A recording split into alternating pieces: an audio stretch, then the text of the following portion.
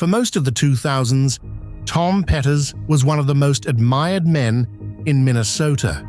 He owned Polaroid.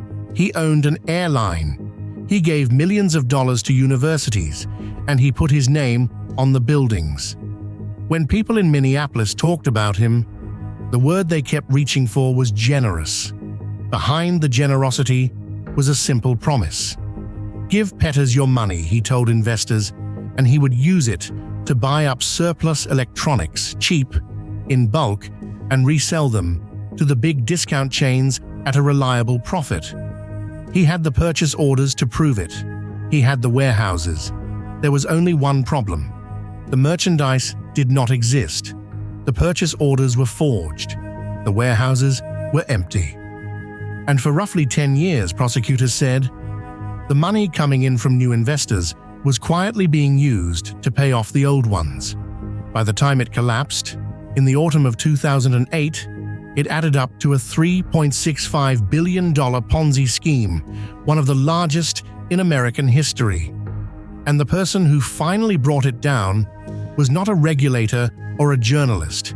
It was one of his own executives walking into his office wearing a wire. This is the story of the warehouse that was never full. This is Tom Peters and the cooking of an empire that was never real. Tom Peters grew up in St. Cloud, Minnesota, a mid-sized city on the Mississippi River.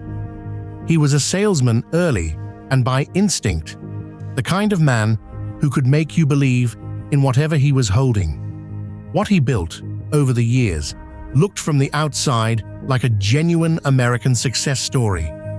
He assembled it under a holding company called Peters Group Worldwide.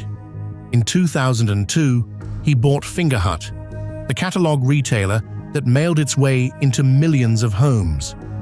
In January 2005, he paid $426 million for Polaroid, the iconic camera brand.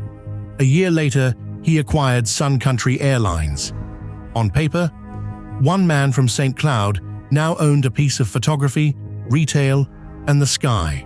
And he gave the money away where everyone could see it. Millions of dollars to universities across the country. Gifts large enough that his name went up over the doors. He was a trustee, a benefactor, a guest of honor. In a state that prizes modesty, Tom Peters was the rare local billionaire people seemed genuinely happy to celebrate.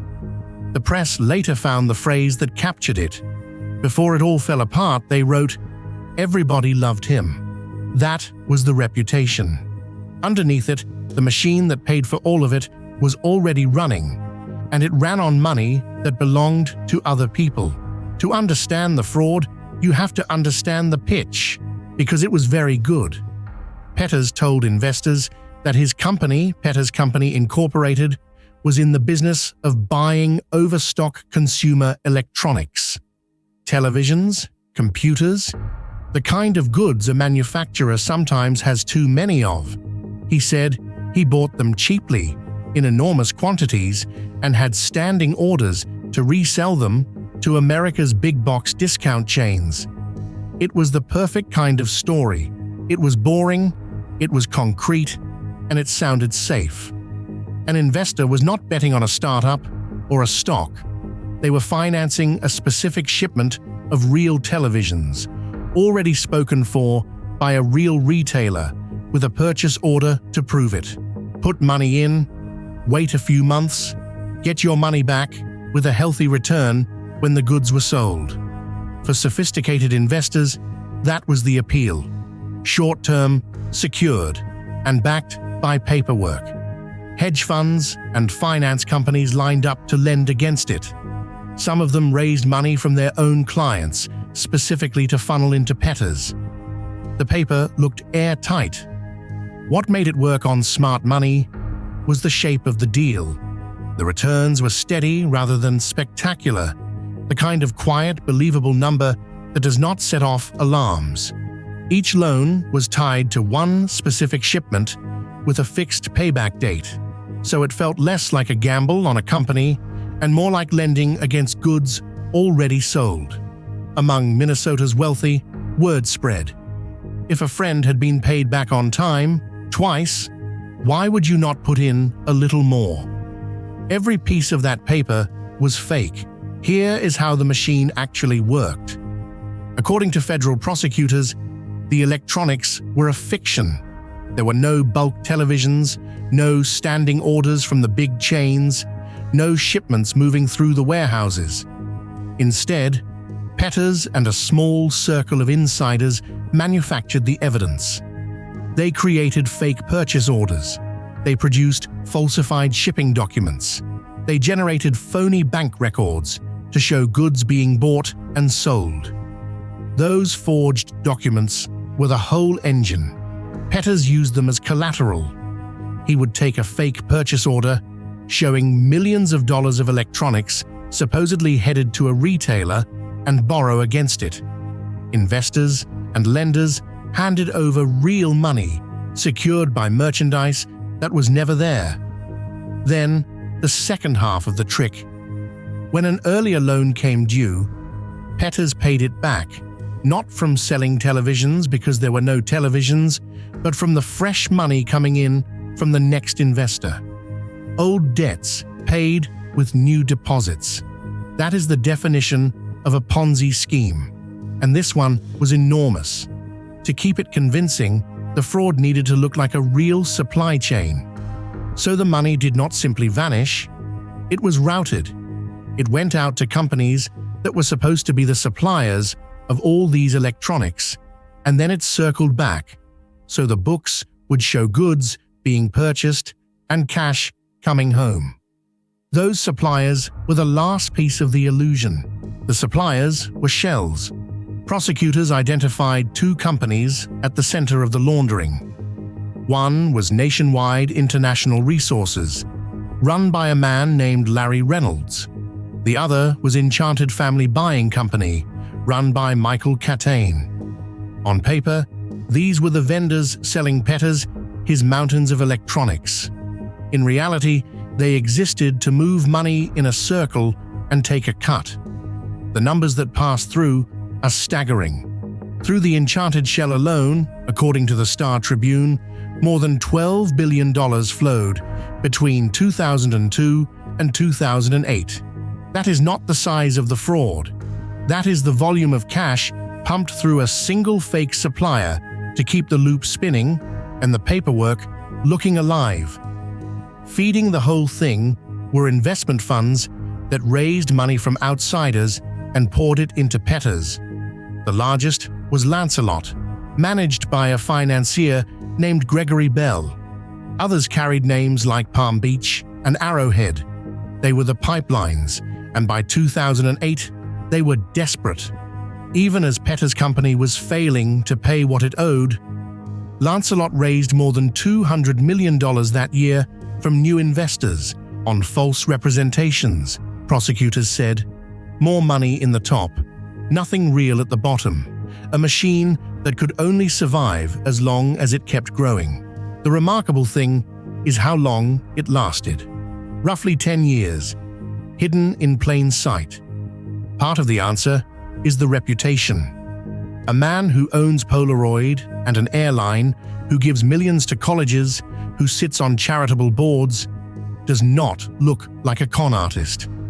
The philanthropy was not just vanity, it was armor. Every gift, every building with his name on it, made the whole enterprise look more solid and made hard questions feel almost rude. Part of it was the structure. The money moved through layers of funds and shell suppliers, so no single lender saw the whole picture. Each one saw a purchase order, a payment, a return, and concluded that the business was real. The complexity was the disguise, and part of it was timing. This was the middle of the 2000s, a period when money was cheap and confident, and complicated finance was easy to believe in. Later, people would compare Petters to Bernie Madoff. But Petters came first, and in the American Midwest, before Madoff became a household name, this was the biggest fraud anyone had seen. Investors trusted him. Employees trusted him. For years, the machine kept its promises, because a Ponzi scheme always pays the early birds. It has to. That is how it recruits the next ones. In September of 2008, the machine broke from the inside. Her name was Deanna Coleman. She was the vice president of operations at Petter's company, and she had been part of the fraud. She knew the purchase orders were forged because she had helped forge them. And in the autumn of 2008, for her own reasons, she walked into the offices of the federal government and confessed. She did not just confess, she offered to help. Federal agents asked her to wear a wire, a hidden recorder, and go back to work as if nothing had changed. She agreed. Day after day, she sat across from Tom Petters and the other insiders and recorded them, while they talked about the scheme in their own words. It is one thing to reconstruct a fraud from documents after the fact.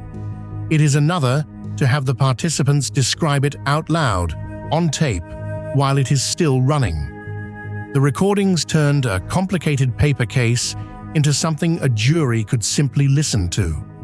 Prosecutors would later say the trail of tapes was what led to the verdict. For 10 years, Tom Petters had controlled the story that everyone else believed. Now, for the first time, someone in the room was writing it all down. On the 24th of September 2008, the disguise came off. Federal agents raided the Petters Group worldwide headquarters in Minnetonka. The empire that had looked so solid for a decade turned out to be a set of offices sitting on top of nothing. Within days, the story that Tom Petters had told for years, the surplus electronics, the reliable returns, the warehouses full of goods, was gone. On the 3rd of October, Petters was arrested at his home in Wayzata. A judge denied him bail. The man who had owned an airline was now considered a flight risk, held until his trial. The collapse pulled the real companies down with the fake ones. Without the fraud propping up the holding company, the legitimate businesses could not stand on their own. Polaroid was dragged into bankruptcy. Sun Country Airlines, his airline, was pushed into bankruptcy as well. The trophies that had made him look like a builder of things were revealed as pieces of the same house of cards, and the house was coming down all at once. What was left was a criminal case and a very large number. $3.65 billion. Gone through a business that mostly did not exist. The trial was held in St. Paul, Minnesota, in the autumn of 2009. The government laid out the forged documents, the shell companies, and above all, the recordings. On the 2nd of December 2009, the jury returned its verdict. Guilty on all 20 counts, including conspiracy, wire fraud, mail fraud, and money laundering. There was no partial acquittal, no split decision. 20 for 20. At sentencing, a tearful Petters admitted the wreckage and pleaded for mercy, calling it a horrible mess, according to the Star Tribune. The judge was not moved. In April of 2010, Tom Petters was sentenced to 50 years in federal prison, a term that would keep a man in his 50s behind bars for the rest of his life. He appealed. The Eighth Circuit upheld the sentence. The circle around him fell too. Gregory Bell, who ran the Lancelot Fund, was sentenced to 6 years. A Lancelot executive named Harold Katz got 1 year. Deanna Coleman, the insider who wore the wire, cooperated and received a far lighter sentence. In the end, 4 of the 7 co-conspirators pleaded guilty. For the victims, there was a long clean-up. A court-appointed receiver spent years clawing money back from the wreckage, eventually returning more than $722 million to the people Petters had defrauded. Later, more than $22 million in forfeited funds was handed out on top of that. Set against the losses, it was still only a fraction. Prosecutors put the money actually stolen at more than $2 billion, much of it money that was never coming back. Pensions, savings, and family fortunes came home, when they came home at all, as cents on the dollar. The airline was sold. Polaroid was sold. The name that had gone up over so many doors quietly came back down. But the recovered money was real. Pulled back out of a business built on paper, it is tempting to think a $3.65 billion fraud must involve some dazzling piece of financial engineering, something too clever to catch. Tom Petter's proves the opposite.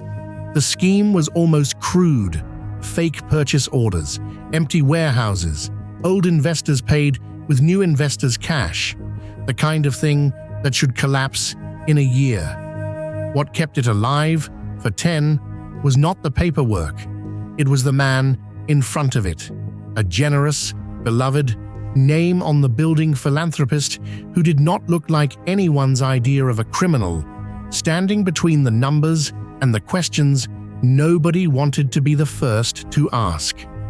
That is the lesson that keeps repeating in these stories. The fraud is rarely as convincing as the person selling it. Reputation is not evidence. And the warehouse everyone assumes is full is worth checking, especially when the man who owns it is the one telling you not to bother. Tom Petter's is scheduled to remain in federal prison into the 2050s. If you want more stories about the numbers behind the collapse, subscribe, and we will keep opening the books.